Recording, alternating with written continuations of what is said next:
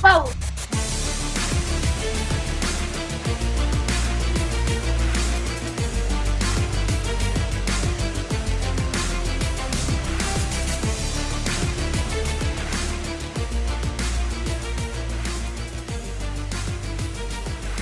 Court is in session with Ryan in Sacktown on If You Don't Like That.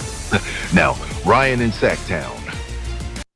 Oh, must be Rhino.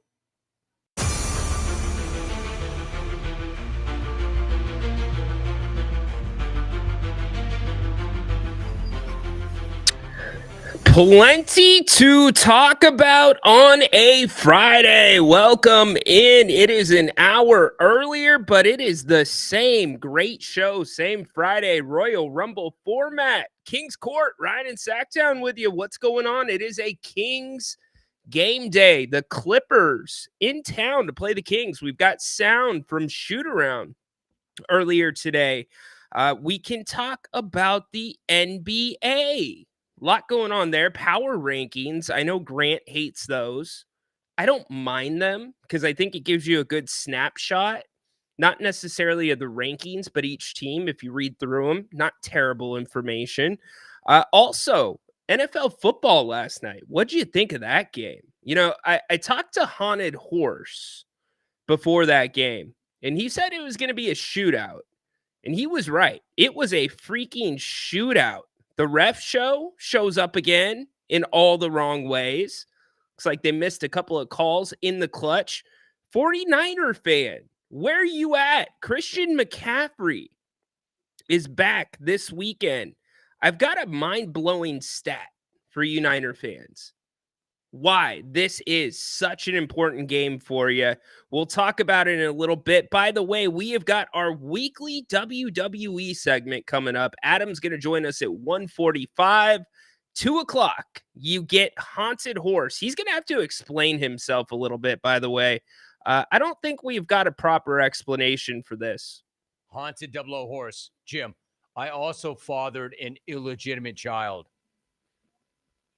Haunted Horse? We know he's had multiple marriages, but he has a kid floating around out there? What's going on? We'll have to ask him about that as well. But he'll be talking about NFL. He'll probably have a game or two. NFL parlays. He is known for doing these exotics where it's like, okay, this guy's going to score a touchdown.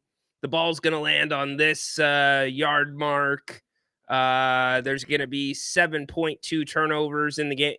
He gets them done, though. Like what he did in the Super Bowl a couple of years ago, incredible stuff. Let me know where you are checking in from today. Love seeing everybody in the chat. What is up? What's it up? I acknowledge. Acknowledge me. All of you. By the way, we're going to take a trip down memory lane as well. I've been looking at James Harden's career stats against the Kings. It is filthy.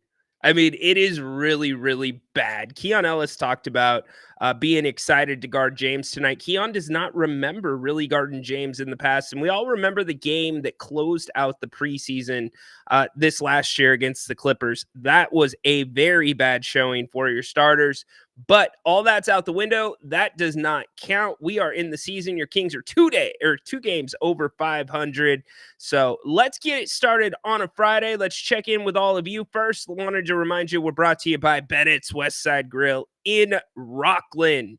Yes, the third location, third out of all three in the greater Sacramento area. 2 others, one in Roseville, one off of Howe and Fair Oaks, if that's more convenient for you. Go to Bennett'sRestaurants.com. Check out their incredible menu, prime cuts of seafood and steak, and also I implore you, take advantage of the specials. You got to get on the specials. So huge thanks to Bennett's for sponsoring the Kings Court today. I appreciate everybody checking in an hour earlier. Let's get to the chat really quick. Get you all in here, see what's going on, what you have to say. Let's see, Elvire, first off, let's go Kings. Yes, indeed. It is a Friday game at the Golden One Center, Friday night game. Those are always good. So what's up? Acknowledge me.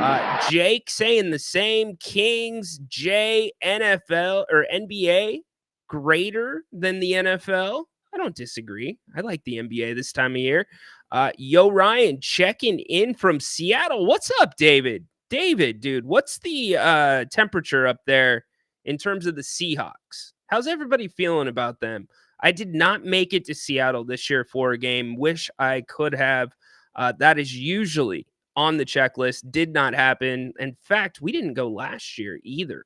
So it's been 2 years, but we were at the Niners Seattle game a couple years ago in December. That was a lot of fun.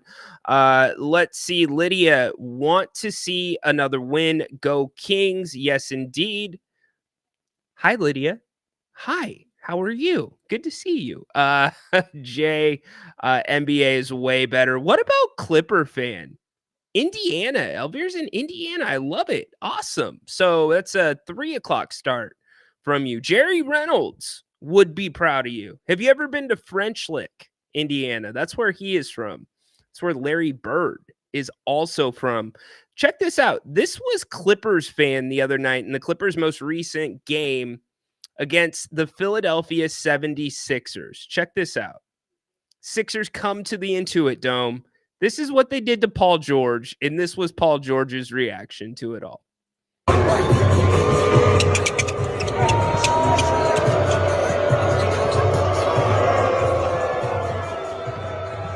mentioned earlier that the fans had a fair reaction to you coming back. Does it bother you, though, at all that they booed you for large stretches of that game? Like after 5 years here?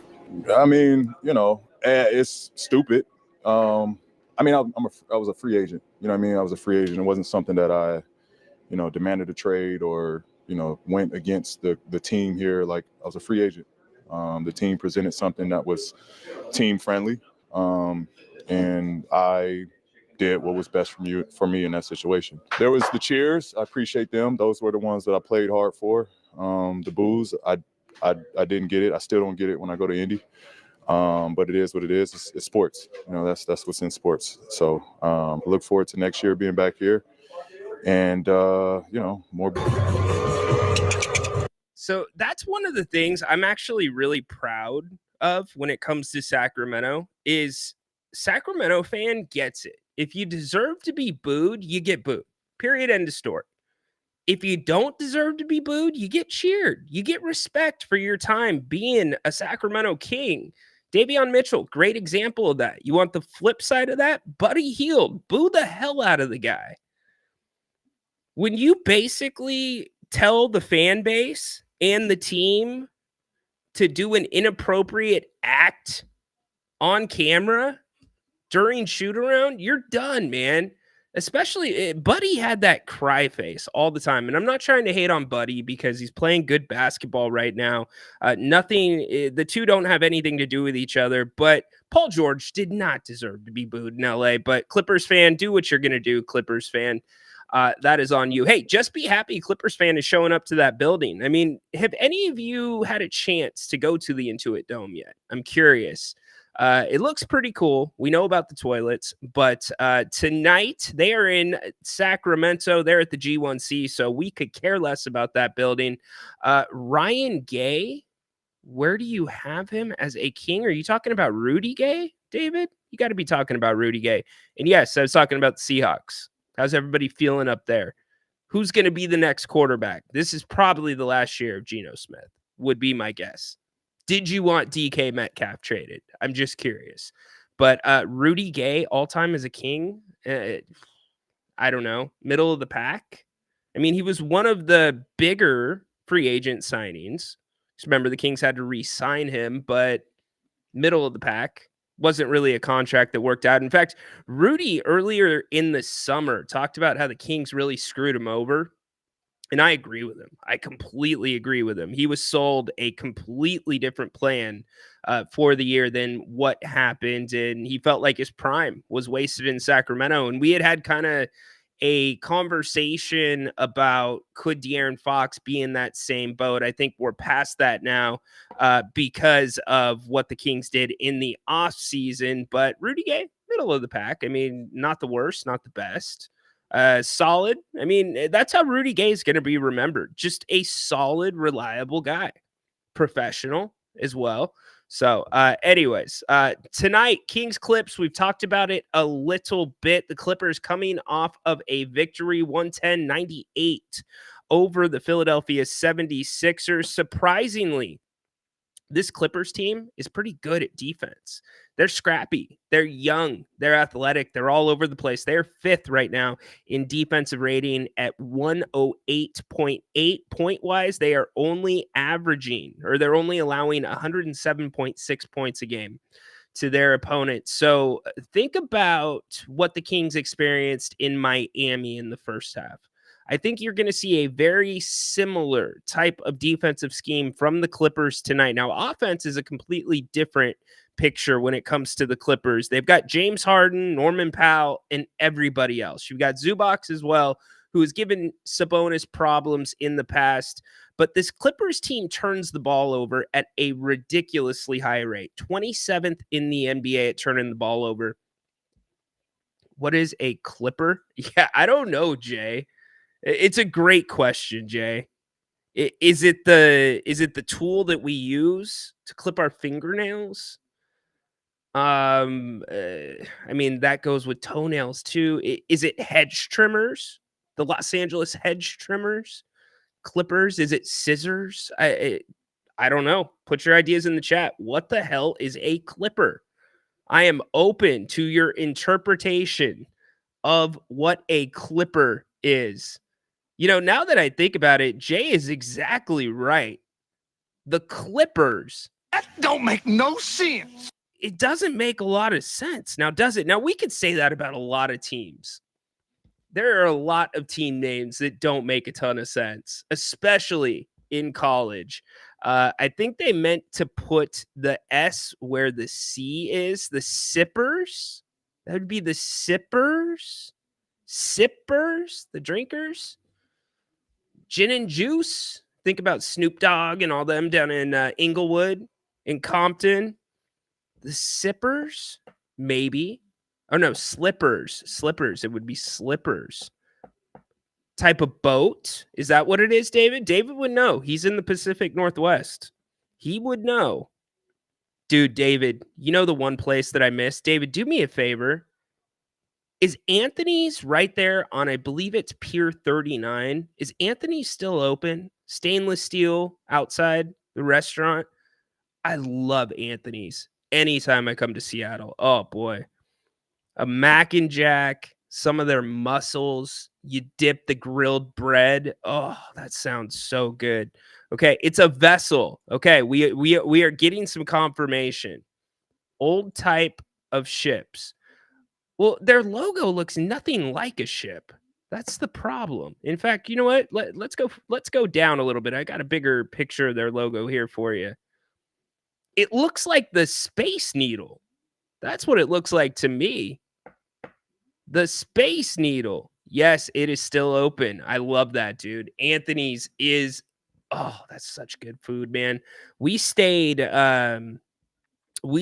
actually on a yacht in that pier. I think it's 39. And so we were next to Anthony's for like half of the trip. And then the other half of the trip, we went out and ventured to a couple of the islands out there. Oh, dude, you're getting me going now, man. Want to be back in Seattle. We'll ship the Clippers back to San Diego because LA hates them. You know, I don't think LA hates them. I mean, there's enough of a fan base there to build that arena. And I guess Steve Ballmer, he's got the money to do whatever he wants.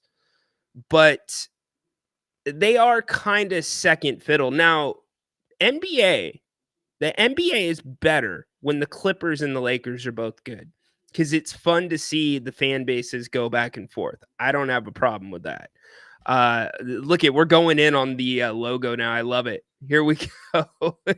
There are a few Anthony's loving it. Dude, you got to get down there. Get to Anthony's. Grant told me there's another restaurant. I can't remember the name of it. He's like, dude, you got to get there next time you are in Seattle. My favorite thing, though, in Seattle is going down and walking around near Pike's Market or whatever. I think it's Pike's Market. But that's the best. All the little mom and pop stands, the farmers markets, Yeah, now I'm going hardcore on Seattle because I am a Seahawks fan and a Seattle fan. Looks like Donald Sterling took a poo. Yeah, Donald Sterling is a piece of poo. David, that's the front of a cruise ship. Is it? Does anybody else see that? That logo looks like a cruise ship, not a clipper ship. It is a cruise ship. I see it now. Good job. Good job. And get it. See, it's kind of got the compass too, pointing. Okay. I'm seeing it. I'm glad we're working this out. Once you see it, you'll laugh. No, I got it now. I see it. Front of a ship. You guys are all over it. Good job by all of you. Do you guys like cruises? I can't get my wife to go on a cruise. She's afraid of being in the middle of the ocean. Me, I couldn't be happier in the middle of the ocean. Do we have cruise fans in here? If so, what cruise should we do? In fact, I just got her to agree to maybe do a cruise. We'll see. You know who is a big cruiser? Haunted Horse. Patrick, MSC Cruises. All right. LA fans are the most fair weather people on earth. They only like the Clippers when they're better than the Lakers. It's true. It's true. Now, there's a couple hardcore Clipper fans like Billy Crystal. He's a really hardcore Clippers fan. Law Murray, he's not a Clippers fan, but Law Murray does incredible work. He is the staff writer for The Athletic who covers the Clippers. Make sure that you pay attention to his work. He is really dialed in to what goes on with that team. In fact, he was going to come on the show in the preseason. It didn't work out. Weren't able to catch up today, but Law Murray, if you ever need to know anything on the Clippers, check out his work. Really good stuff. Let's see. Yeah, everybody's kind of seeing it now. All right. I think a Clipper needs to have a sail. Maybe Hawaii cruise. Jay, I don't know if I would do the Hawaii cruise just because we do Hawaii a decent amount. Maui is our place, Kaanapali Beach. I just want to be on Maui if I'm going to do Hawaii. I don't need to go to any of the other islands. Alaska, John, I've heard that. My parents did the Alaska one. Good contribution to you by you. I heard though it's really hard to get into. Is it Glacier Point or I think it's like National Glacier Park? One of those things. You don't always get to go there. Mark says my wife wants to go, but I'd rather be on a beach. There you go. You know, the whole thing with the cruises is if you're one of those people that likes to have a few cocktails, you like to gamble, then a cruise is probably for you, right? You get the all-inclusive drinking package. If you gamble, that's on you, win or lose. But if you're not, I could see yourself getting a little bit bored on the ship. Never been on one. My son loves them, though, Patrick says. Rather be on a ship than a plane. I'm so funny about that. Look, we're way off track, but that's all right. That's what we do on the show. In fact, let's put your comments up really quick. We'll be talking more Kings Clippers in a minute. We've got Adam coming up at 1:45 talking WWE 2 o'clock. Haunted Horse, NFL parlays, Royal Rumble Friday. Get in here if you want. The show is open to you. The link is in the chat. Also, you can scan the QR code on the screen as well. Okay, so I never had an issue with planes. In fact, every male in our family is a pilot or is on their way to being a pilot, except me. And I was cool with flying. My dad, I got to grow up around airplanes, got to go up in the sky with him. And once we're in the air, he'd let me fly, yada, yada, yada. Really cool stuff. And then coming to San Diego, I had a very, very bad experience on a plane, an awful experience. And it terrified me for about 5 or 6 years to where I didn't want to get on a plane. And like the littlest little shake, I'd be like, oh crap,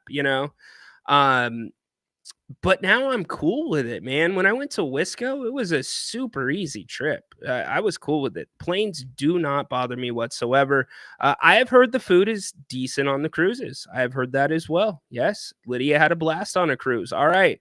So we are talking Clippers. We are talking cruises. We are talking airplanes. We are talking what the hell is a Clipper. We're talking Seattle. We're talking Seattle Seahawks, WWE, Kings. Whatever it is, we are talking it right here on the Kings Court on a Friday. Happy to have you all with us. We've got some audio from Shoot Around today from Keon Ellis and Kevin Herter. I'm not going to play them in any particular order. Here's Keon after Shoot Around this morning. I think we know what type of disruption we can cause in the defensive end. And I think he just tried to carry that throughout the length of the whole game. Obviously, it is a little more tiring because you have to have more energy to do that. So, but just trying to do that throughout the game so you kind of continue way early. That's been a big point of emphasis, and I asked that question on the post-game show last game. We've seen these spurts from the Kings, the third quarter in Miami. We saw the fourth quarter last game against the Raptors. Where is that energy for 48 minutes? Can they bring that energy? Do they have the personnel to do that for 48 minutes? And let's be real. It's not realistic if we think the Kings are going to be able to play like that from tip to tip or tip to end. But why is it that it comes when they're down? I want to see them come out and punch a team in the face first. This team, when they are clicking on all cylinders, they are extremely, extremely difficult to deal with. Kevin Herter also talked about that. Remember, he's recovering still from an upper respiratory issue. I thought his wind was pretty good the other night. He was not a big contributor, but it's good that he is back and feeling a little bit better. Here was Kevin after Shoot Around today. Their identity, they're playing super hard on the Clippers. Defensively, they're one of the better defensive teams in the league and are really disruptive. You know, they don't really have anybody on the team that they try to hide or that you can really kind of go out and pick on. And so they present a lot of challenges defensively that we're going to have to be, on our stuff here offensively tonight and match their intensity. And again, they're a team that's been playing super hard.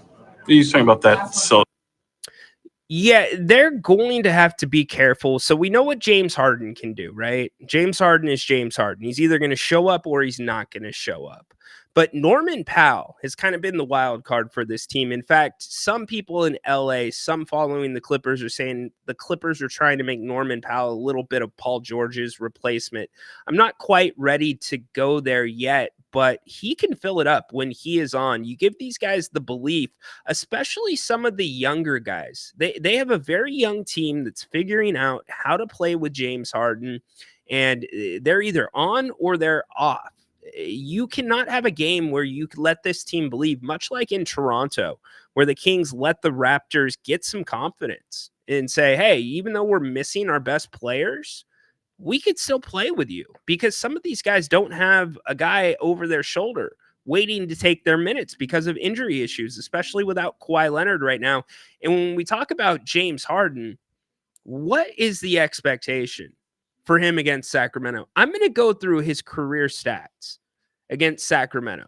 Okay. Check this out really quick. In OKC in 2009-2010, he averaged 7.8 points against the Kings. The next year, 11.5. The next year after that, 18.5. The year after that, 26.7. In 2013-2014, 32.5. You guys ready for this? 2014-2015 in Houston, 40.3 against the Kings for the season. Granted, sample size small. 2015-2016, 36.3. 16-17, 20.8. 17-18, 27.5. 2018-2019 in Houston, 39 against the Kings that season. Last year with the Clippers, 23-24, 16.8. So, which James Harden is going to show up tonight for the Kings? I know this. James Harden is very, very good at drawing fouls. He is very good at those deceptive moments, those deceptive moves that we don't always see as fans. And if we don't see them, sometimes the refs don't see them, or the refs see them and we don't, which is why we're like, why the hell was that a foul call? But you know who else does that to a T? DeMar DeRozan. So the Kings are going to have to stay on their feet. I would expect a heavy, heavy dose of switching, a heavy dose of showing James Harden different looks and pushing him off the three-point line. That is what you have to do tonight if you are the Kings. Much like the Kings did to Anthony Edwards in the first game of the season, you need to see a much similar effort to that. Because James Harden, he's hot and cold. We know that. Last game, when they played against the 76ers, Harden ends up finishing with 18 points. Your leading scorer that night was Norman Powell for the Clippers at 26. In fact, why don't we put up some of those stats for you guys so you can see what the Clippers did last game? Yes, Grant, open forum, not today, but we will take that down. Let's throw these Clipper stats up for you. Here we go. I'm getting used to this screen sharing stuff, so bear with me. Here we go. Here is the Clippers box for you if you want to check it out. It's what the Clippers did last game against the 76ers, but Norman Powell, 26. You see the Clippers bench, not a ton. Amir Coffey, he had 11 in the last game. He is the one that can go off a little bit coming off of that bench. So you got to watch for him. And as I saw in the chat just a few minutes ago, this bench for Sacramento has absolutely got to show up tonight. Juan, right there on spot. Which bench player will go off on the Kings tonight? I'll say Kevin Porter Jr. Yeah, it's a decent candidate. I would say if a bench player is going to go off, it's going to be Nick Batum. Because Nick Batum is really good at spotting up in the corners beyond the three-point line, and those are the type of players that hurt the Kings or have hurt the Kings traditionally. What about Boucher for the Raptors? The guy's got the weirdest spin in the world on the basketball, and he's not really a three-point shooter, yet he lit the Kings up in 6 quarters. Unreal. So Batum is the one that I am worried about. He always has a good game against us. Yes, he does. So I'm watching him. Amir Coffey is going to be a little bit of a tough guard. Bones Highland, he gets a few minutes for him. So it's going to be a team effort for this Clippers team. They will play a lot of people. In fact, they will probably be a little bit fresher than the Kings because the Kings bench is so limited tonight. So if we apply this same question to the Kings, who's going to go off for the Kings? It's got to be Malik Monk. And I know that's the easy answer, but Malik and De'Aaron, there's something about playing against LA, especially when they are playing in LA, that they really thrive on.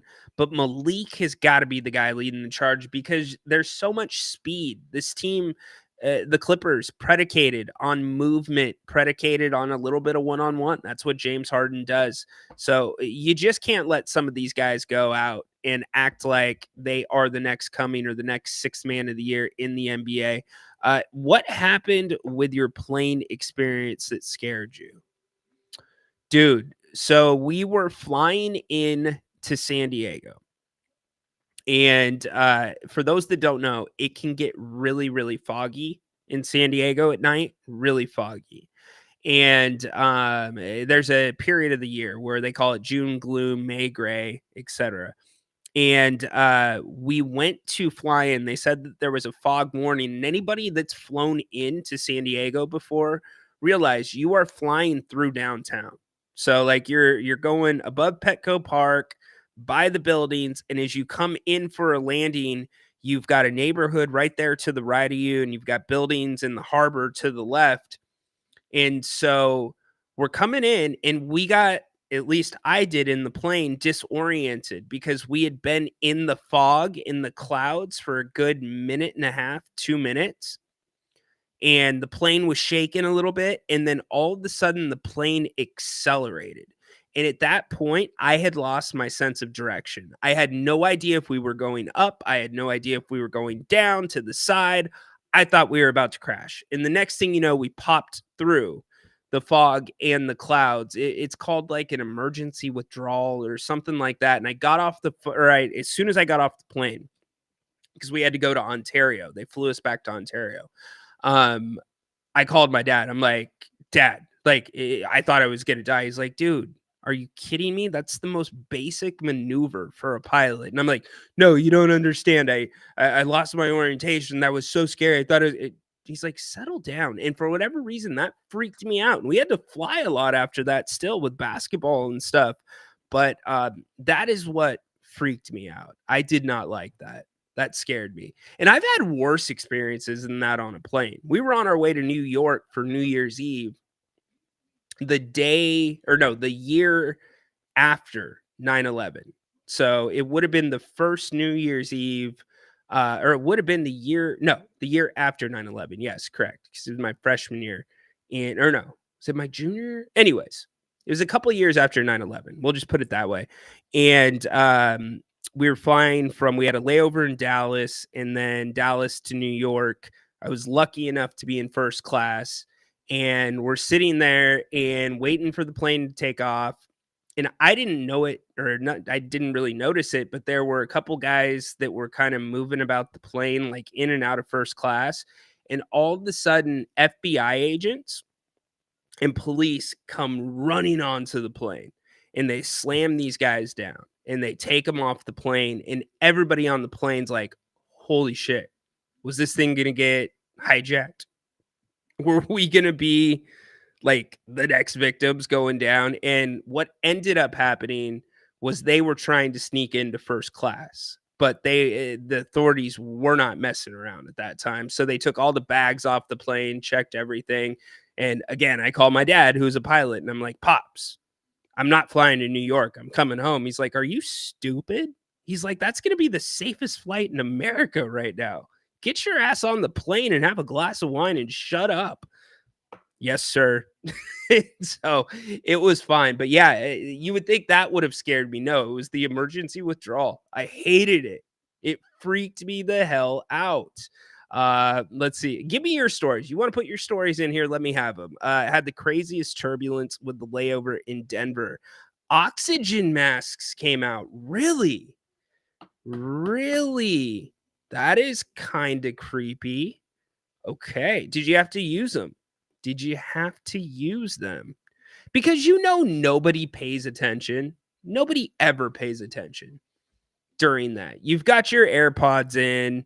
You're not supposed to have your phone on. You're supposed to have it on airplane mode. Nobody does that. You're not paying attention to the stewardess that's giving you the demonstration.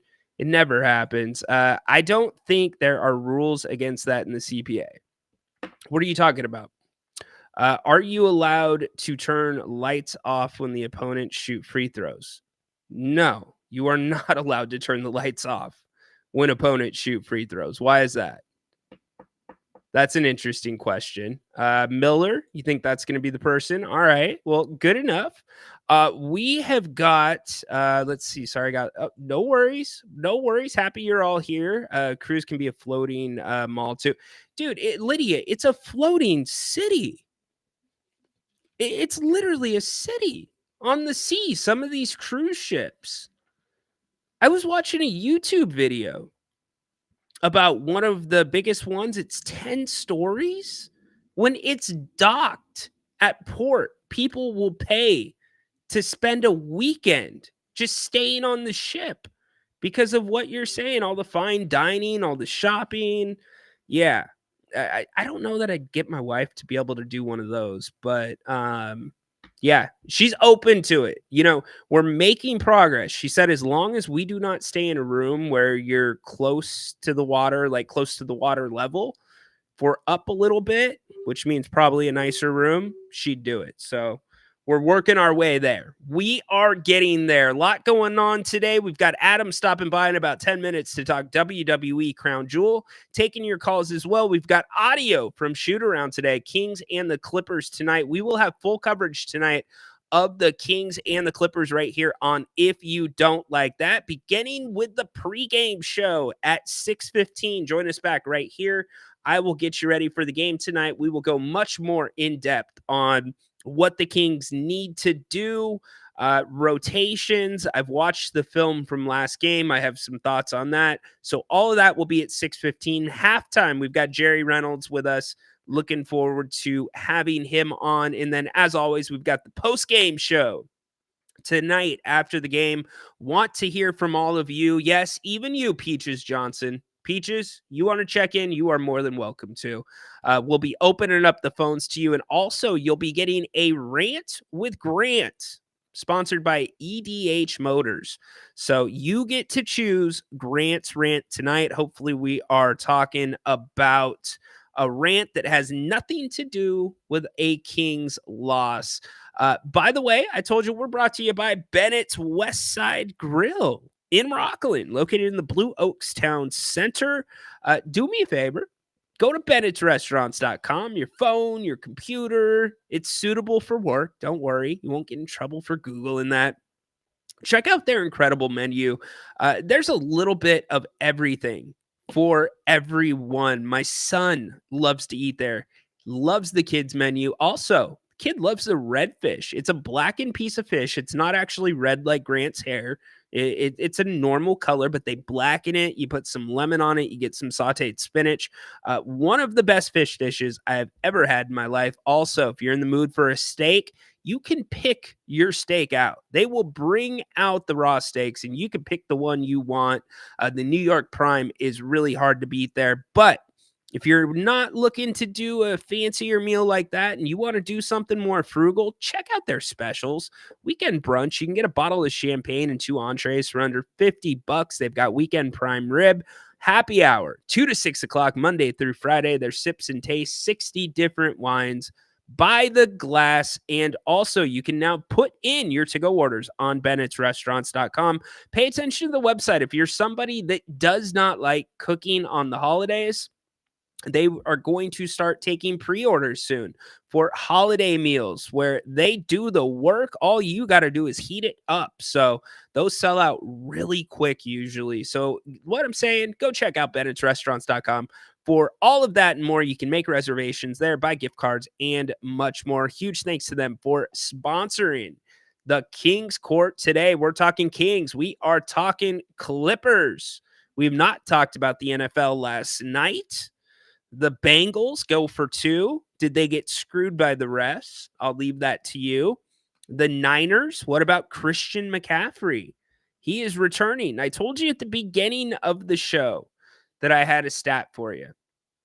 If you are a Niners fan, that is pretty shocking considering how inconsistent the Niners have been this year. And by the way, the Niners on their way to Tampa Bay this morning. If the Niners win in Tampa Bay on Sunday, check this out. They have a 66% chance of making the playoffs. A 66% chance of making the playoffs with a victory in Tampa Bay. You can do the math on what the percentage is if they do not win on Sunday against Baker Mayfield and the undermanned Tampa Bay Buccaneers. So, Christian McCaffrey back in there. We'll talk about it a little bit more with Haunted Horse at 2 o'clock. But 66% chance of making the playoffs if the Niners win on Sunday. Really interesting. Back to the chat really quick. What is your favorite cruise city? I stopped by Miami, Fort Lauderdale, and Galveston. Love Miami Dock. I don't know because I've never cruised. I guess my favorite cruise city or my cruise island is Catalina, because I used to go to Catalina a decent amount when I lived in Southern California. And the big cruise ships did not come into Catalina, but cruise ships did come into Catalina, like those, I don't know, like 2-day cruises. So I used to like watching those come in and come out. Jay, just live stream your thoughts through the game. No, I'm not going to do that. I like to, for those that don't know, I chart every game. So I chart every shot in every game. So I have a process. It helps me better break down and analyze the game in real time. I don't think that I really want to do the talking while the game is going. Let's see. Monday Night Football. Oh, excuse me. Tampa. No, that's not Monday Night Football. They're playing on Sunday. Surfing in Ocean Beach is great. Planes overhead every 3 to 5 minutes. Grant would love it. Ocean Beach is great. Ocean Beach is a little bit more south. OB is south. South, right? Because you go Mission, Pacific, and then La Jolla, and that's going north. So yeah, Ocean Beach is south. Yeah, OB is okay. Pacific Beach is the big one where a lot of people surf. That's the one that you see all the time on TV with the vacation rentals that go down the pier. There's a little breakfast place there called Konos, and they haven't raised their prices, and they take pride in it. They put a little sign up that says, "We haven't raised our prices in 600 and some days."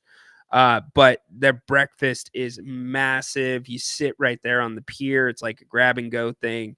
You watch people surf. Dude, I did not surf, but I would bodyboard.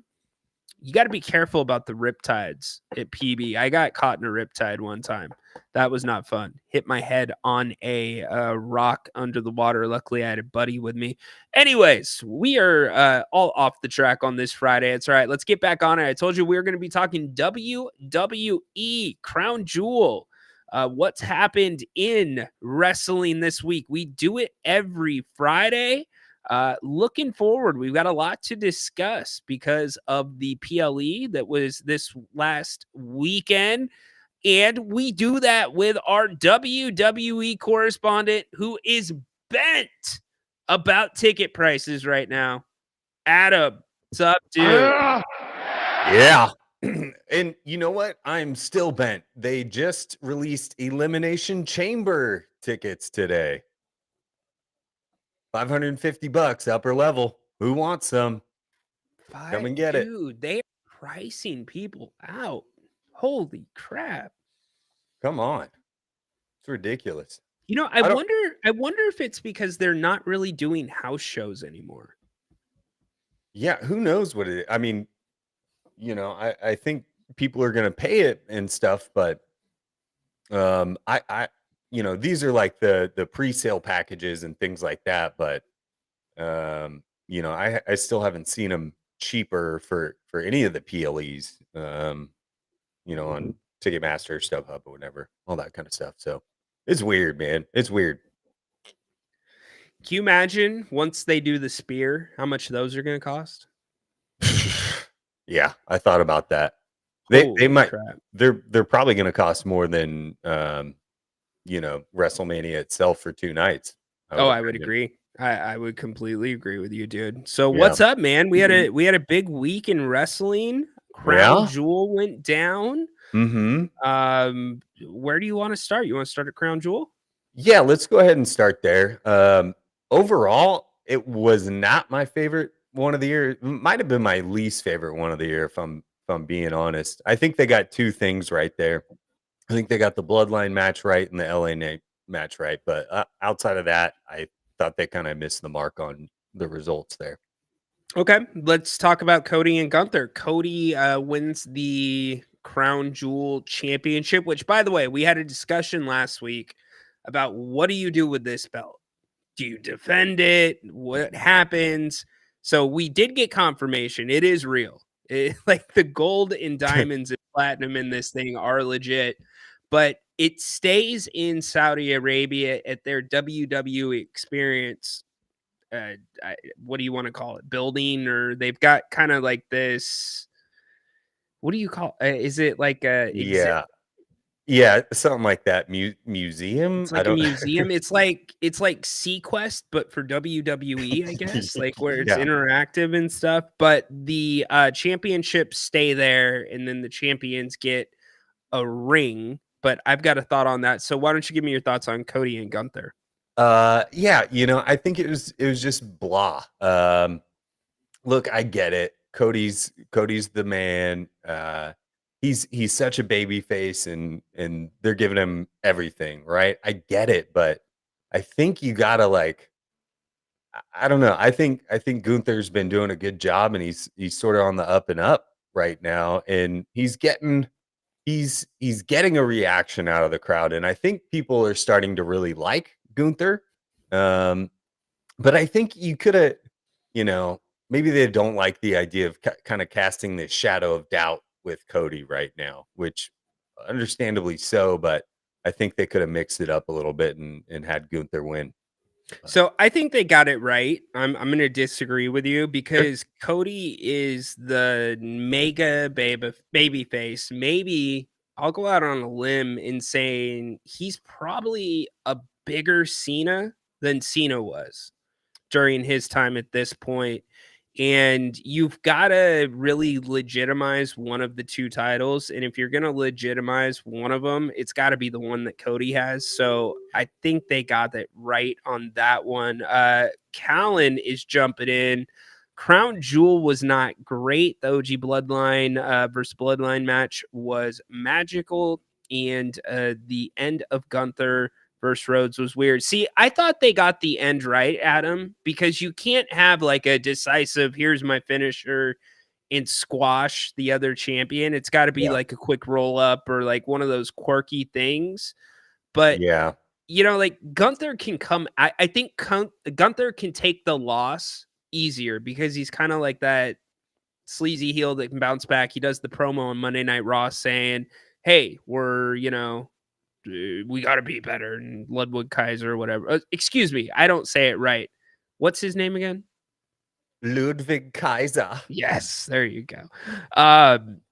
So anyways, why don't we talk about the Bloodline since Callan brought it up? You said that one was great. What did you love about it? Well, I just thought that was the right call to you know, kind of further Roman's struggle with him being the one pinned and all that stuff. You know, I think it kind of builds towards what they did on Monday night and bringing in well, they did it that night as well, but you got a little more clarity on Monday night with Sami Zayn joining. Yeah, how do you see this playing out? Because Sami Zayn's kind of playing the middle card still. Which side is he going to go with? I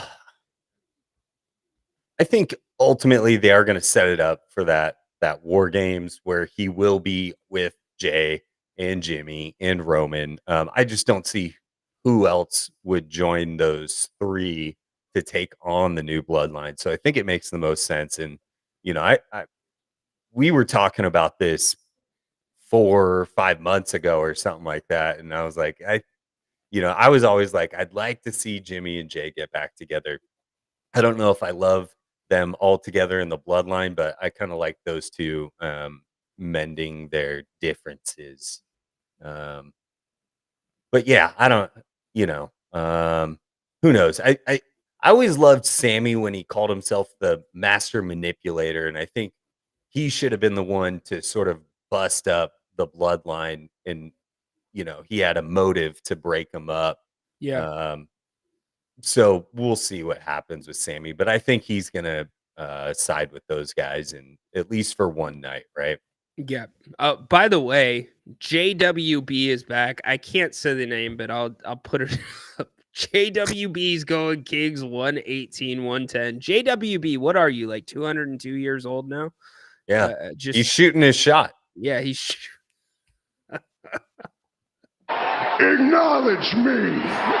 well done, dude. I don't know how Roman keeps taking the clean pins. It's kind of Yeah, I mean, he dished out quite a few in 3 years straight or whatever it was, almost. Yeah. So I think he's got to do a little bit of that, and you know, bring his legitimacy into question. And you know, now's the time to do it before you start to probably push him for a title belt, I would say, in the next 6 months or whatever it is, right? Fair enough. Fair enough. Callan, correction, marginal, not magical. Thank you for that. Really quick, Jacob Fatu, we're not going to get too much into it because we have a short time today. But pay attention to what happens with that. He apparently, do you know about the situation? The charity stuff. Yeah. Why don't you tell everybody? Yeah, I don't know a ton about it, but it looks like he agreed to be part of some of these charity events where they would bring in different wrestlers. They would pay for their flight, their hotel, and probably a couple bucks on the side. And he no-showed at one event, did not return any of the money, and that specific charity organization reached out to other organizations that had hired him, and it seems like there might be a pattern there, but I don't know too much about that situation. That's just kind of what I know.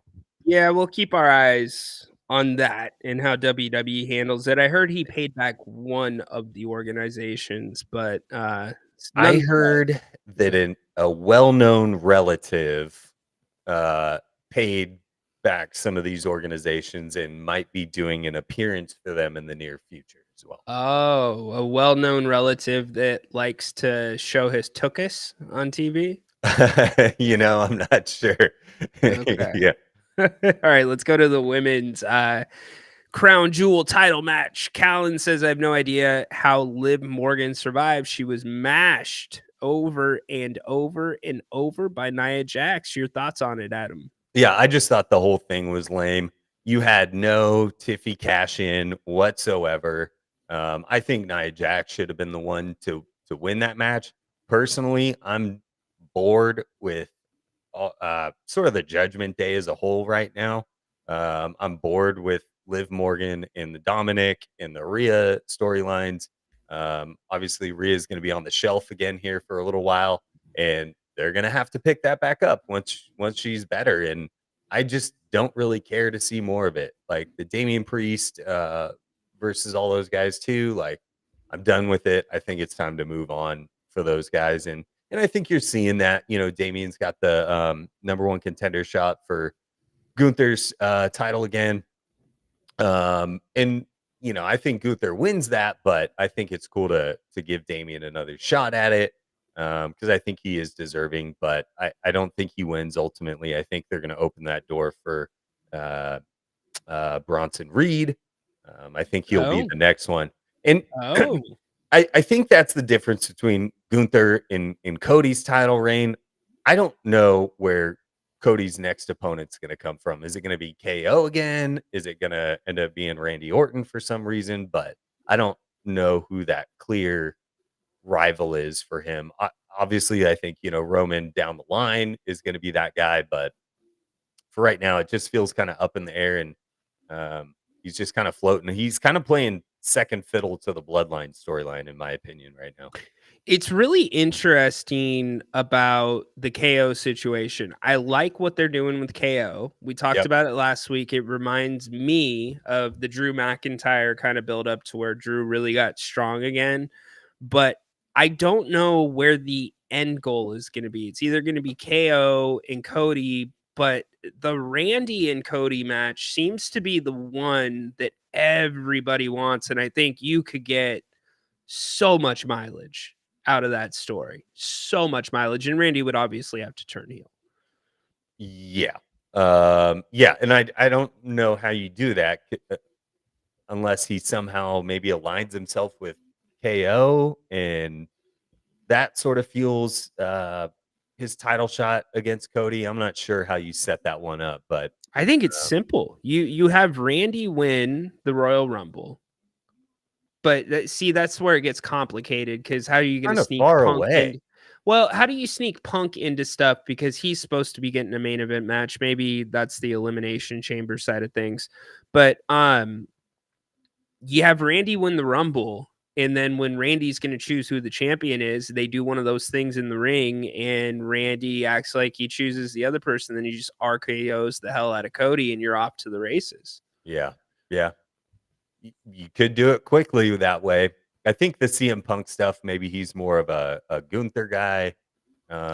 Since they're on Raw and all that. But yeah, good call.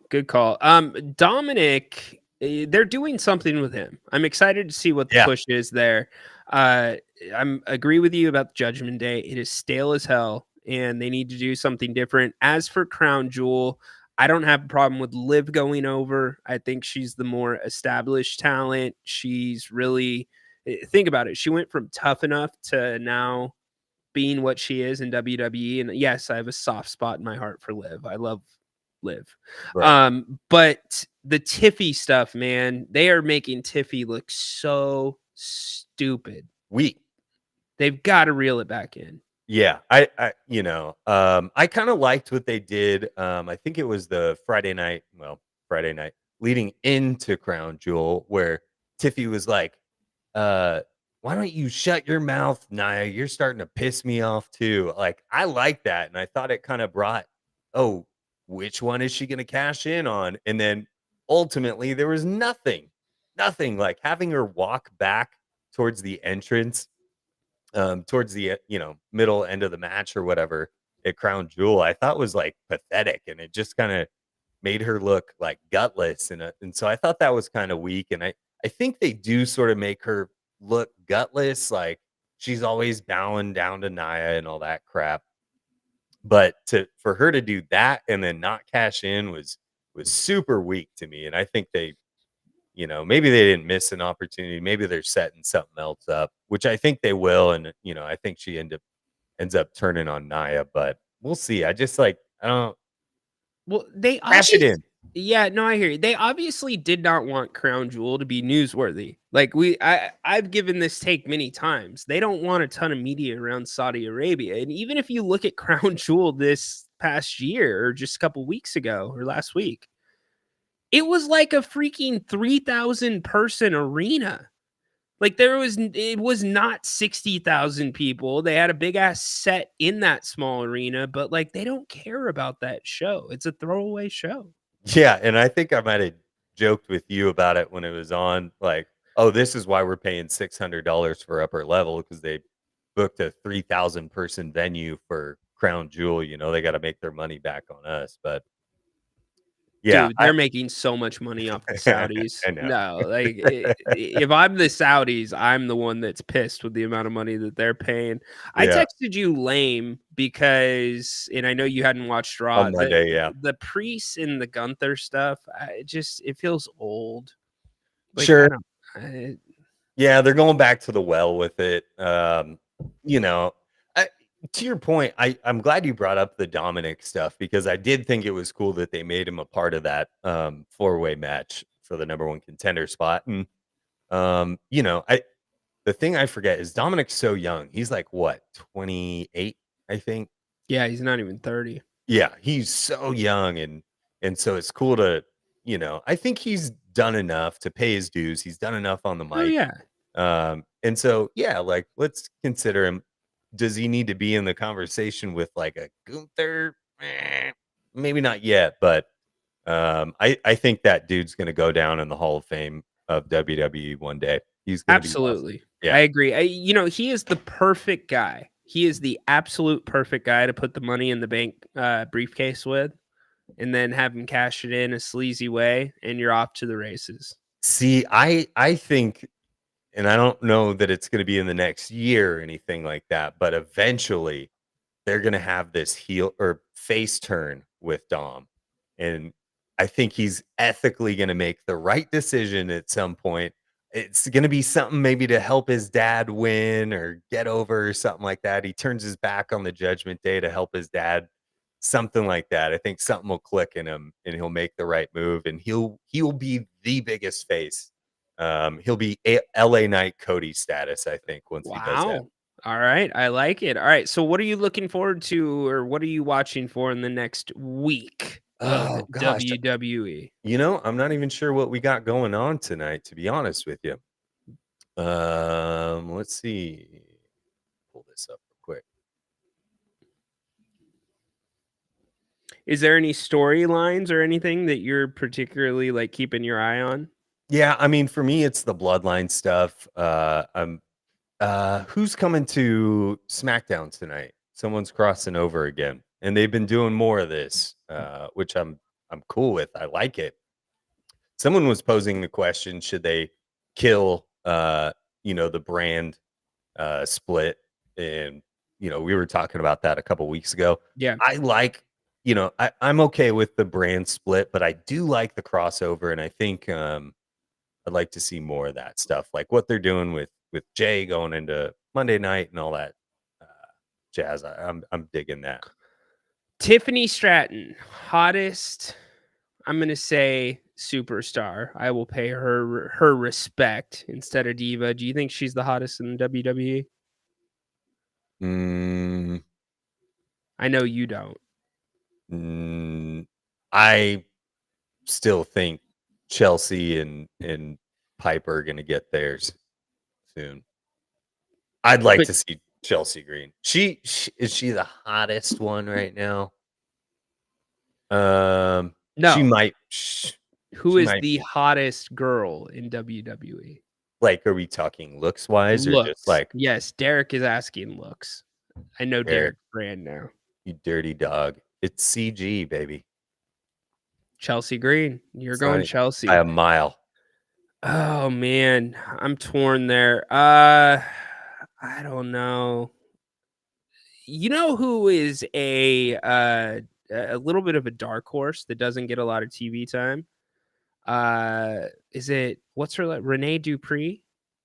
Oh, Maxine Or Dupree. Maxine Dupree. Sure. She's a little She's bit of great. a dark horse. She's great. You know, NXT Yeah. he's got a couple of don't hide on Adam said Piper. Yes, Don't- Piper Niven. Don't That's- hate on Piper. No, Piper's cool. She seems like great. a cool chick to hang She out does with. seem cool. You know, I still gotta lean Liv Morgan, but Tiffy is pretty. I mean, you can't go wrong. You know what's- Kalani Jordan in NXT is beautiful. Yeah. Beautiful. Oh gosh. Crap, I lost my track of thought. Yeah. Oh, here's what it was. Tiffy was standing next to Rhea Ripley recently, and those two are like the same height. They're both built like Yeah. pretty similar. Side by side, you noticed it. I think individually you don't notice it as much, but yeah, I saw them standing next to each other the other day, and I was like, holy cow, like Tiffy's just as big as Rhea is, and Rhea just looks like a monster, you know? Tiffy is dating Ludwig Married. Kaiser. Oh, they're married. Okay. Yeah. All right. Uh-huh. Ludwig. And was his buddy Gunther? How do you say it? Gunther. Is what you think Gunther was the best man? I don't know. I think they are pretty close outside of the storylines in the ring and all that stuff too, though. Very good. Dude. Not so much with God, they brought him back and disappeared. Giovanni Vinci. Rumor was he was hitting on Tiffy. So that what might an have idiot. yeah. What And then an idiot. they ran that promo with him where he was like driving a Lamborghini or whatever. Well, and then he showed up for a match and then he was gone, and we haven't seen him since. It's so weird. That don't They make do no that. sense. Yeah, that don't make no sense. What a knucklehead. Dude, way to kill it. Good job. Thanks, bro. We will be back next week with you talking more wrestling, dude. Tell everybody where they can find you. Yeah, you can find me at the Casual Guy Cast on YouTube and Twitch. You can find me at Casual Guy Cast on X. I will preface and say I haven't done a show in about 2 weeks. I was deathly ill for a couple of weeks there. Plus, on top of that, super busy with work. I went to the doctor last week and they were like, well, I think you had pneumonia. So, they got me on a Z-Pack this week and I've been feeling great ever since then. So we're back in business and hopefully we'll get this thing rolling soon here. I'm just gonna Dude, get my butt kicked. Dude, I'm glad you're feeling better. Pneumonia is no freaking joke. Dude, it was wild. Out this summer. So Yeah. Yeah. So, but All we're right, feeling good now. good. All right. We will talk to you soon. Great job today, buddy. Cool. Thanks, man. Let's light the beam Appreciate tonight, ya. baby. Light the beam. That is Adam, our WWE correspondent. I agree. Good job, Adam. I don't want to see him back in the WWE. He is, I don't know. He's a little weird. He's one of those guys that left the WWE and just went freaking weird. Anyways, speaking of weird, this guy definitely still has some explaining to do. Haunted double O horse, Jim. I also fathered an illegitimate child. But he does know his football parlays. We bring in Haunted Horse to talk some Week 10. Dude, I'm cold on the parlays, man. I couldn't win a one horse race right now. I'm just missing everything by like one or two. Last night I missed because I had the wrong tight end on Cincinnati. I went with Jasecki, and it was the other guy that got it. So anyway, am I here? You're here. Okay. Sometimes the audio doesn't work. You are here, yeah, dude. I know. Hey, I got to keep it real. I cannot sit there and say, "Oh, I'm killing it." I mean, weeks 1 through 3, I was murdering the books, but the NFL got all topsy turvy. Last night was fun. I got the game right. I had Cincinnati +6, so I had that. Yep, I had that one as well. Dude, so before you got here, I shared a stat with everybody. If the Niners win, they've got Christian back this week. Bane's pumped about it, and I know you probably are too. I'm cautiously optimistic. I'll go into my thoughts on that. Okay, so I'll let you go right here in this second. If the Niners win this week, they have a 66% chance of making the playoffs. They lose, you know the other side of the coin. Right. So where are you at? I have the Niners winning the game. Tampa, I don't know if Evans is coming back yet. I haven't looked at that line yet. But Godwin's gone. So they're doing everything with Cade Otton. And I was surprised that oh my gosh. And he's a former Duck. Their backup running back. Anyway, the names again are killing me. The Niners are 6.5-point favorients on the road. I have in the an Niners early winning the game. I'm not concerned about that. I don't think I don't knowing what Christian McCaffrey has, the problem, the tendonitis in the Achilles in both legs, we're not talking one leg. That does not go away. Now, it might be a pain tolerance thing, but it can also be aggravated. So we'll see. I know he's not going to have a full workload. There's no way because he's had to shut down his legs. I mean, you can't exercise any way.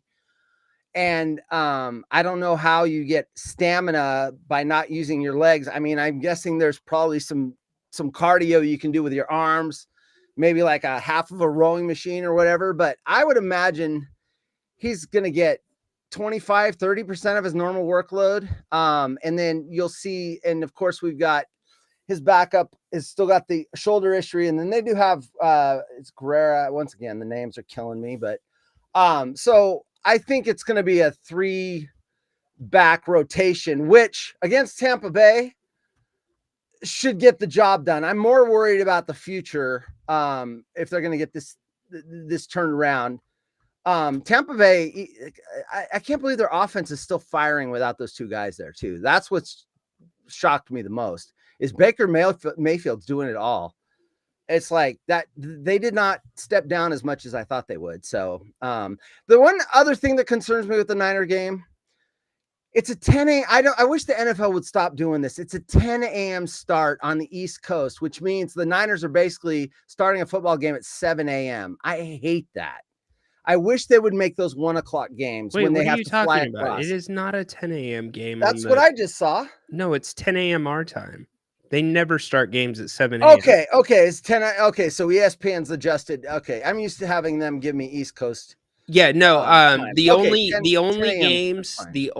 games that start that early is if they're overseas, and the Giants are overseas. Got it. You're right. I for some reason I was computing that from an East Coast time to 7 Coast. Okay, yeah. The New York game will be at 6:30 a.m. Got it. Anyway, I'm a hot mess. Bucky Irving, thank you very much. I knew it was an I. He's a former Duck, killed it for us, the Oregon Ducks. And Bucky Irving, I was expecting him to get more like treating him as a wide receiver because they had, they were missing their 2 stars to try to free up Otton, but Otton got freed up all on his own. So see, for me, JP Mason, you talked about the shoulder issue. Is he going to be able to really be effective? That's a tough injury for a running back, especially the way that he runs. And then Isaac Guerendo, he's been back and forth. you know, he's had some good games. He was good on Sunday Night Football, and then he's had some bad games and not got Yeah. playing time. So Yeah, but he doesn't have to carry the workload now. Now they can use him as a respite for the other two guys. Oh, Peter. By the way, remember when I had that wig on last week? Yes. That blonde wig, and you said I was like some political pundit that has gotten every election right in the last 9 elections or Yes. whatever. He got this one wrong. I know. Not to say politics, but he was wrong. Maybe I know. jinxed him with wearing the wig. I don't know, but he got Yeah, it wrong. I'm like, I know. whoa. You know, Anyway. I believe I think that his system is still completely Oh, accurate. sure. I Look. think he just completely misjudged some of his keys. Right. Yeah. Yeah. So No, anyway. I get it. It's what people thought was important. He thought he gave greater credence to things that were less important. I am not going politics for everyone, but what I did see out of the exit polls is 70% of the people voted what they thought was best for the economy. Okay, So, we're going way too many politics here. yeah. All right. This It guy is what it is. this guy wants in on the discussion too. It's Corn Dog. I want to hear how are the Ducks? Wait, the Ducks are on a bye this week, right? Corn Dog? Yeah, the Ducks their next game will be Maryland, I believe. Nice. And then Nice. they have Wisconsin and then Washington to end out the year. Nice. No. They Washington play is- this week. Their bye week is the week before Washington. Oh, they play this. Oh, they play Maryland and then the bye week. Okay, good. I'm not the Huskies don't scare me. Other than I believe. rivalry games sometimes get a little wacky than what they're supposed to be, but they don't. Washington does not scare me this year. Games in Autzen, anyways. And Nice. The Ducks literally have like the best home record in college football. Yes. Yeah, luckily we got all the hard teams in Autzen, and Michigan wasn't a hard team, and we had to play them in their house. And anyway, so what's up, Corn Dog? Happy Friday. Yeah, I've kind of been away for a little bit, but I was busy with a lot of Halloween stuff, and I had to do some NCAA 25 grinding for that Shedeur Sanders card in Ultimate Team. Nice. Wait, what? Wait. Yeah, you got a Shedeur Sanders card? No, Oh, it's on the video game. What did you have to do on the I had video to grind out because the new Shedeur Sanders card that came out. I really needed a better quarterback, man, and that one was just really good. 91 overall Shedeur Sanders card. I really needed it, so I was on my grind. There you go, Flores. What's up, dude? Acknowledge me. Baines in the house. Corn with Dog, his who's your- emojis. Acknowledge me. And Who's your Derek? Heisman top candidate right now? Ashton Genty. Okay. Yeah, Nice one. I'm still going with Genty, man. All right. Got it. Like if we don't give it to a running back for this type of season, when are you ever going to give it to a running back? Yeah, right. Boise State needs to make the playoff, though, and I know they're projected right now too. If they control their destiny. Yes. So as long as they win the games they're supposed to win, they will be in. Yeah. What about Army? I don't think they deserve to be in because Army is Army. It's different, whatever. But I mean, I root for Army, and I don't know that they belong in the playoff. But if they run all the way through, of course they don't play Navy before the selection committee. I mean, is there a scenario where Army gets in to the playoff, the 12-team playoff? Well, you know, this is also a committee that favors for some reason certain teams over other teams. You know, they favored Ohio State a lot, so that's why they're the 2, which Right. also meant Penn State didn't drop a lot for losing to them. Right, So right, this is a committee that favors Ohio State. That's what we learned is they're Right. favoring that Ohio State matchup a lot. They believe a lot in this Ohio State team. They like the roster a lot, and that's why they're the highest ranked 1-loss team. I mean, the roster, they talk about NFL draft. They will have more drafted players on that roster than probably any other college. So that makes sense. However, it's a $20 million roster. They're 1 loss. I mean, there are teams that have 0 losses behind them, which doesn't always mean everything to me because Florida State didn't even get in last year and they had 0 losses, and it looked like the committee was right. Hold on, corn dog. Let's change course here. Peter Peter's calling you out. You didn't do your picks last week, dude? I did not. I did not. What? I did not. I was so busy on Halloween that I totally blanked out on those. I did What not you have a? even- Were you in a sugar coma or what? I mean, I had a total dud on week 9. I did not get any picks in because I did win the Costco Halloween costume contest. So Oh, you won. Nice. Wait. You won the contest. What what's the were you prize? dressed up as? I went as Beetlejuice. I had full on makeup and everything. nice. What did Like, you yeah. win? What was the prize? Oh, I get bragging rights, and I get my photos on the wall. I get my own wall now. Dude, when I worked at Safeway and I won the Halloween costume contest, I got $50, and this is like 1993, and a paid day off. Well, they used to, but they cheaped out this year, man. They also used to have a whole family like Halloween trunk or treat thing, and they didn't do it this year. They cheaped out this year. Oh, that's So lame. guys, really quick, I want to run this down really quick for the Fantasy Pick'em League. By the way, Peter is our defending champion. For those that don't know, Maximus 209 currently in the lead with a 59% pick percentage, 81 and 56 on the season. Then Latvia, Steve's a fan, Ray Guys, hot punts, JJ picks, Purdy, good team. Let's see, picks are usually lame. Paul, I'd rather still be fishing. H Monkig, Sea Dogs picks. Bro, you didn't pick last week? Oh, that's Sea Dog. That's not Corn That's Dog. on me. That's right. Baby Yaga, Light It Up, Flynnbot, Mile High Club, Dr. J, Brian, and then Napes. All picks matter. That is where we're at. And where am I in that? Holy crap. Am I all the way down there? Let's see. Yeah, I'm only picking at 47%. So good job. If you heard your name, you guys are doing well. We are still going strong. Remember, there is $200 of gift cards on the line in this. So make sure you get your picks in. Yeah, don't do me, but I was just, I was in it because I had a rival for this Halloween costume contest.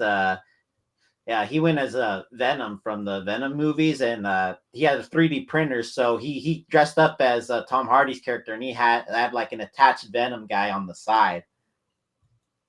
Have you seen the Venom movies?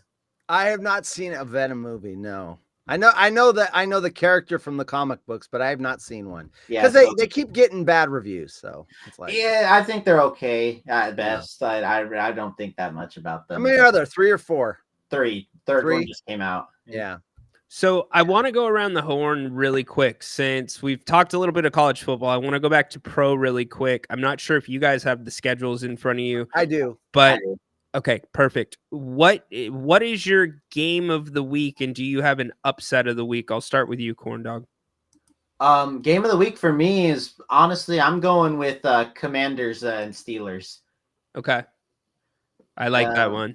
Yeah, that's pretty much 2 playoff teams with the way they're playing. We're gonna see Jaden Daniels, the former Heisman right there, still kicking ass, and yeah, I'm excited to see that one. And then upset alert for me, you know what, Cowboys Eagles. I think the Cowboys can do it. That they always come ready for those games. Oh, yeah. I was gonna say that's kind of my lock. Philly -7. Cooper Rush. Jerry Jones loves him some Cooper Rush. I mean, yeah, I took the Eagles in -7. I don't see how Dallas. Eagles got other weapons. They looked shaky at the start of the season. Both receivers were dinged out. And Hurts became one-dimensional, but now these guys' receivers back, they've been clicking, and Dallas is just circling the drain. They're horrible. They have no running game. There's no threat of a running game with them. So you can anyway. Hunter Horse, what do you got? Game of the week and upset. I'll go with, I don't know what game of the week means, like what I'm most what you think the best game of the week's going to be. What are you looking forward to seeing? Here, listen, this is just my most interesting game of the week. This is what looks really weird to me.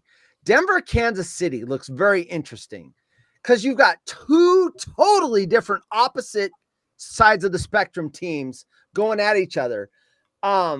Kansas City's finally they got their weapon with Hopkins, so they made up for their early wide receiver, their best wide receiver going out. So they got Hopkins, but he's still, I'd say, about 80% into the playbook, even though he got 2 touchdowns. And Denver's really good on defense. They're kind of plodding on offense, but they can run the ball. The quarterback's getting acclimated. Bo Nix looks like he's doing everything he can do right now. And Kansas City keeps winning. They're undefeated, but they win ugly. Kansas City minus 7.5. I think I would go Denver plus 7.5 on that game.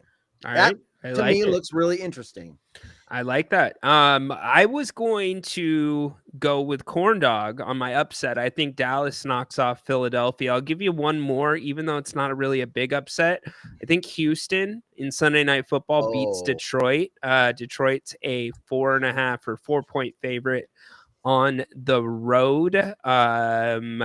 And I think that Steelers Commanders game, that's going to be such a fun game to watch. I think that's going to be a really good one. Yeah. Really quick, because we're going to wrap up here in a second.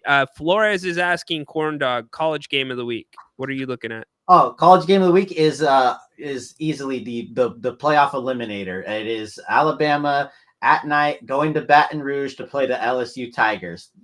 Winners alive, losers out of the playoff race. Who you got? I'm going Tigers. They are one hell of a team and scary at night at that stadium. I don't know what voodoo magic's there, but at night it is, the crazy things happen. It's hard to beat them at night there.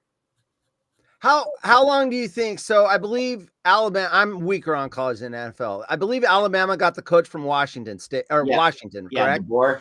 How long? So obviously it's a He was disappointing at Boise year. State before, just so you guys know. Yeah. Yep. Obviously it's a disappointing year because they're used to having, being in the mix every year. How many years can he do this before he gets in the hot seat? Obviously you give him a year, but if he hasn't next year, he's not in the playoff. And the next year, what are we talking about? 2 or 3 years if he's not in the playoff with Alabama? Do they look for someone He gets else? at least 4 years. 4 He gets a years? cycle. Absolutely. Think so? Absolutely. I mean- you got to give him a cycle of his own players. These aren't Okay. really his players. What if Ryan Williams is one of his guys. Just remember that. So he can bring in, really good receivers guys. Look what he brought in at Washington, like Odunze and them. That's a good. What point. if it really hit the fan and he didn't make a bowl game in 1 year? He just had a bad year. Is that a death knell within the next 3 years? Not a bowl game. They finished 5-7 at Alabama. Oh man, that would be a job killer. yeah, right? that's probably a job loss. So as long as he's bowl eligible, he's got 4 years. unlike Saban, what he inherited at Bama before, this guy's inheriting Saban. That's what I'm saying. Yeah. So it's kind of, it's a bigger drop off than what I thought. Dude, you're really going out on a limb, like McElwain situations, like humping a shark on a boat, dude. Bama won't be that. I mean, that shark picture. I mean, And yeah, they're going to lose Jalen Milroe, but I think Kalen Moore's Yeah. going to either bring in, a transfer or get a good recruit at quarterback. He was really good at that. At Washington and at Boise State, and he already got the quarterback's going to have a number one wide receiver in Ryan Williams probably for the next 2 years, whoever they bring in after Milroe, and whoever other receivers he gets in after that. And so I think they'll be fine. They're not going to be as dominant as Saban was, but also remember there is no divisions anymore in the SEC where you could take advantage of a weak division and squeak into that title game. Now you can't. So it's a lot harder. The portal and the NIL money have changed. The NIL money especially has leveled the playing field at the top anyway. Yep. All right, boys. Final word, Corn Dog. Beat the Clippers. Amen. Haunted Horse. I disagree with you on the Detroit-Houston pick. I say Detroit -4. I don't see Houston. I don't think Nico Collins plays. I don't think they have the firepower to get into a shootout with Detroit. All right. There you go, gentlemen. Appreciate it today. Both you killed it. All right. Appreciate All right, it. boys. Run. Have a great weekend. Yep. Good job by them. Really good job. Fun Friday show. If you're just tuning in at 2:00, we are going to be starting most shows at 1:00 during the basketball season for the Kings Court. Hopefully it works for your schedule. If it doesn't, catch the replay, catch the audio. Make sure that you are subscribed and following on the X. Also, you get premium audio, the Kings insider stuff, what I'm hearing from my sources, the people that I'm talking to inside the building. All of that is up on the Kings Court with Rhino on Spotify and also Apple Podcasts, Apple Podcasts, Amazon Podcasts, wherever you find podcasts, you will find it there. And make sure you're subscribed here to If You Don't Like That. We've got full coverage tonight. You know that, of the Kings and the Clippers.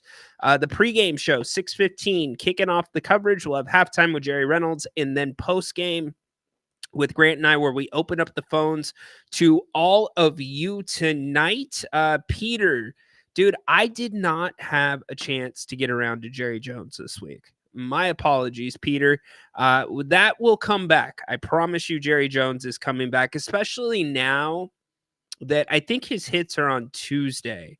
And now that Jerry is no longer doing Tuesdays during the season, he's doing Wednesdays with Grant and I. We will definitely get around to some Jerry Jones audio. Lord knows that he gives us enough, as you said right there. John Finch already putting it in, 116-111 Kings. Appreciate it. Bane, yeah, we're going to be back again tonight. So it's going to be a super heavy Kings show. It's all Kings. It's the pregame show, 6:15. I've got a ton of different stats I want to bounce off you. I've watched the film from the preseason game. I also watched the film from last game. So give you what I'm noticing, what I think the keys to the game are as well. And then obviously the rest of the night, how do you miss Jerry Reynolds at halftime? You can't. You got to come back for Jerry. We have a lot of fun with him. And I hope all of you have a lot of fun this weekend. But not to worry. We are back at it. Kings basketball tonight. Looking forward to it, beginning with the pregame show at 6:15. My thanks to Adam. My thanks to Haunted Horse. My thanks to everybody in the chat. Corndog, good job coming on. Good week of content. Thanks for sticking with us. The in-season schedule is a little infrequent because of the Kings game. So again, make sure that you're subscribed to the Kings Court with Rhino on Spotify, Apple, Amazon, wherever you find your podcasts. You will always have consistent audio over there from me and my sources with the Kings. By the way, I didn't say this, or I didn't tell you guys this during the show. I'm probably going to be in Stockton in the next couple days, checking out the Stockton Kings at training camp in advance of the 11th. So looking forward to that. I will report back to you. And also, we will be having a Stockton Kings special on the podcast as well. Gabe Harris, the GM, still wants so badly to come on the show. It is just a time issue right now. So we'll get him on at some point this season as well. But again, 6:15 tonight, we're getting at it with the pregame show. Kings Clippers, light the damn beam. Stay the hell away from Levine. Court is dismissed.